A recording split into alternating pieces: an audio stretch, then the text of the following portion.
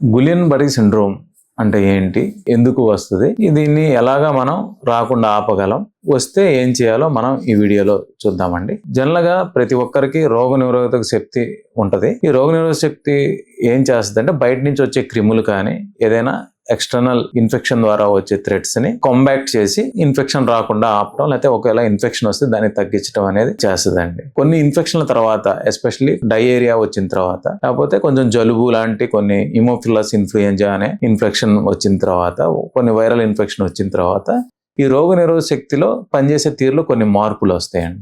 ఇది బయట నుంచి వచ్చే థ్రెట్ ని కౌంటర్ చేయాల్సిన రోగ నిరోధక శక్తి ఎప్పుడైతే మన నరాల మీద పనిచేయటం మొదలు పెడుతుందో మనకి Guillain Barre syndrome or acute ఇమ్యూనేటింగ్ పాలిన్యూరోపతి అనే జబ్బు సంక్రమిస్తుంది. పెరిఫెరల్ నర్వ్స్ అనేవి మనకి మెదడు నుంచి లేకపోతే వెన్ను నుంచి మజిల్స్ కానీ లేకపోతే స్పర్శకు సంబంధించిన భాగాలకి కనెక్ట్ చేసి సన్నని వైర్ లాగా ఉంటాయండి. వీటికి మధ్యలో యాక్సాన్ అండి, దాని చుట్టూరు ఉండేది మనకి మైలిన్. ఈ మైలిన్ అనేది మనకి నర్వ్ ఇంపల్స్ వెళ్ళేటప్పుడు అటు ఇటు స్ప్రెడ్ అవ్వకుండా దాంతో పాటు ఈ యాక్సాన్ యొక్క ప్రొటెక్షన్ అది చేస్తూ ఉంటది. ఎప్పుడైతే ఈ మైలిన్ అనే పొర ఈ రోగ నిరోధక శక్తిలో ఇబ్బంది వల్ల తొలగిపోతుందో ఈ నర్వ్ ఇంపల్సెస్ అనేవి ఫర్దర్ గా కండక్ట్ అవడం అనేది ఆగిపోదు. దానివల్ల మన కండరాలు వీక్ అయిపోవటం, కాళ్ళు చేతులు తిమ్మిలు రావటం, నడుస్తుంటే తూలినట్టు ఉండటం అనేది జరుగుతుందండి. జనరల్ గా ఈ గులియన్ బరీ సిండ్రోమ్ ఎలా మొదలవుద్దో చూద్దామండి.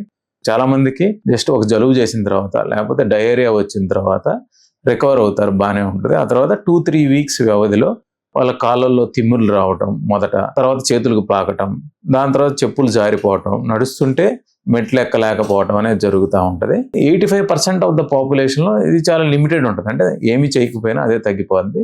ఒక 15% మందిలో మాత్రం వాళ్ళు నడవలేకుండా పోవటం, ఒక వారము లేకపోతే 3-4 రోజులు గడిచాక వాళ్ళు ఊపిరితిత్తులు ఇన్వాల్వ్ అవటం, దాంతోపాటు మాట కష్టంగా రావడం, తిన్నా మింగినా కొలమారటం అనేది జరుగుతుంది. ఇది సివియర్ ఫార్మ్ ఆఫ్ జీబీఎస్. ఈ సివియర్ ఫార్మ్ ఆఫ్ జీబీఎస్ మాత్రం మనం ప్రాపర్ గా ఐడెంటిఫై చేసి ట్రీట్ చేసుకోవాలి. లేకపోతే వాళ్ళు ఊపిరి తీసుకోవడం కష్టమైపోయి కనీసం శ్వాస ఆడని పరిస్థితికి వాళ్ళు వస్తారు. మొదటగా అండి ఈ జీబీఎస్ రాకుండా మనం ఎలా నిరోధించగలం అనేది చూడాలి. మనకి వస్తున్న ప్రెసెంట్ అవుట్ బ్రేక్ లో చూస్తే పొల్యూటెడ్ వాటర్ వల్ల వస్తున్నట్టుగా ఉందండి. సో మనం వాటర్, క్లీన్ వాటర్ తాగడం, దాంతోపాటు మనకి సప్లై ఉన్న వాటర్ కూడా కాచుకొని తాగడం వల్ల మన ఇన్ఫెక్షన్స్, డయేరియా అనేది మనం ప్రివెంట్ చేయొచ్చు. ఒకవేళ వచ్చినా కూడా చాలా మంది సెల్ఫ్ లిమిటింగ్ డిసీజ్, అంటే కాళ్ళు చేతులు తిమ్మిర్లు రావటం, కొంత వీక్నెస్ ఉన్నప్పుడు దగ్గరలో ఉన్న మన న్యూరాలజిస్ట్ కన్సల్ట్ చేస్తే అది సివియర్ ఫామ్ లేకపోతే మైల్డ్ ఫామ్ అనేది డిటర్మైన్ చేస్తారు. దాన్ని బట్టి వాళ్ళ థెరపీ ఉంటుందండి. మైల్డ్ ఫామ్ అయితే జస్ట్ సిమ్టమాటిక్ థెరపీ, అంటే మన కండరాలకి నరాలకి బలానికి సంబంధించిన మందులు ఇవ్వటం, దాంతోపాటు చేతులు కాళ్ళు తిమ్మిర్లు తగ్గడానికి మందులు ఇస్తే అదే తగ్గిపోతుంది. కానీ ఒక 15% మందిలో మాత్రం సివియర్ అయిపోతే వాళ్ళకి ఇమ్యూనోగ్లోబులిన్స్ అనే థెరపీ ఇచ్చి ఫర్దర్ గా ప్రోగ్రెస్ అవ్వకుండా చూడొచ్చండి. సో జీబీఎస్ అనేది పెద్ద ఆందోళనకరమైన జబ్బు కాదు. ఇది ఒకరి నుంచి ఒకరికి స్ప్రెడ్ అవ్వదు. Proper therapy and proper timing లో కనుక మేనేజ్మెంట్ చేస్తే మనం ఈ జబ్బు యొక్క తీవ్రత తగ్గించడం, చాలా మంది రక్షించగలగడం అనేది జరుగుతుందండి. Thank you.